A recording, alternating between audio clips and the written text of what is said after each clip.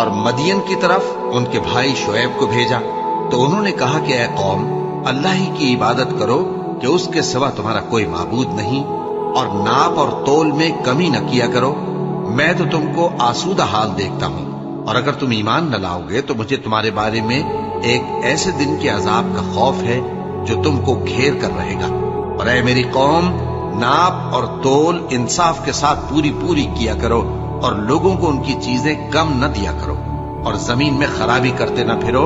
اگر تم کو میرے کہنے کا یقین ہو تو اللہ کا دیا ہوا نفع ہی تمہارے لیے بہتر ہے، اور میں تمہارا نگہبان نہیں ہوں۔ انہوں نے کہا، اے شعیب، کیا تمہاری نماز تمہیں یہ سکھاتی ہے کہ جن کو ہمارے باپ دادا پوجتے آئے ہیں ہم ان کو ترک کر دیں، یا اپنے مال میں تصرف کرنا چاہیں تو نہ کریں؟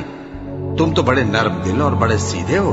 انہوں نے کہا کہ اے قوم، دیکھو تو، اگر میں اپنے پروردگار کی طرف سے دلیل روشن پر ہوں اور اس نے اپنے ہاں سے مجھے نیک روزی دی ہو تو کیا میں اپنا فرض ادا نہ کروں؟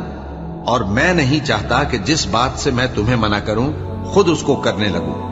میں تو جہاں تک مجھ سے ہو سکے تمہارے معاملات کی اصلاح چاہتا ہوں، اور اس بارے میں مجھے توفیق کا ملنا اللہ ہی کے فضل سے ہے۔ میں اسی پر بھروسہ رکھتا ہوں اور اسی کی طرف رجوع کرتا ہوں۔ اور اے قوم، میری مخالفت تم سے کوئی ایسا کام نہ کرا دے کہ جیسی مصیبت نوح کی قوم یا ہود کی قوم یا صالح کی قوم پر واقع ہوئی تھی ویسی ہی مصیبت تم پر واقع ہو۔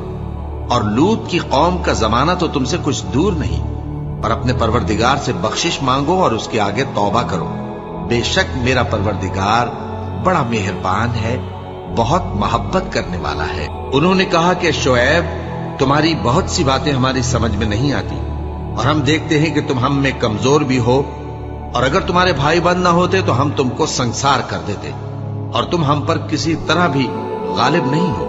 انہوں نے کہا کہ اے قوم، کیا میرے بھائی بندوں کا دباؤ تم پر اللہ سے زیادہ ہے، اور اس کو تم نے پیٹھ پیچھے ڈال رکھا ہے؟ میرا پروردگار تو تمہارے سب اعمال کا احاطہ کیے ہوئے ہے۔ اور اے قوم، تم اپنی جگہ کام کیے جاؤ، میں اپنی جگہ کام کیے جاتا ہوں۔ تم کو ان قریب معلوم ہو جائے گا کہ رسوا کرنے والا عذاب کس پر آتا ہے اور جھوٹا کون ہے، اور تم بھی انتظار کرو، میں بھی تمہارے ساتھ انتظار کرتا ہوں۔ اور جب ہمارا حکم آ پہنچا تو ہم نے شعیب کو اور جو لوگ ان کے ساتھ ایمان لائے تھے ان کو تو اپنی رحمت سے بچا لیا، اور جو ظالم تھے ان کو چنگھاڑ نے آ دبوچا، تو وہ اپنے گھروں میں اوندھے پڑے رہ گئے، گویا ان میں کبھی بسے ہی نہ تھے۔ سن رکھو کہ مدین پر ویسی ہی پھٹکار ہے جیسی سمود پر پھٹکار تھی۔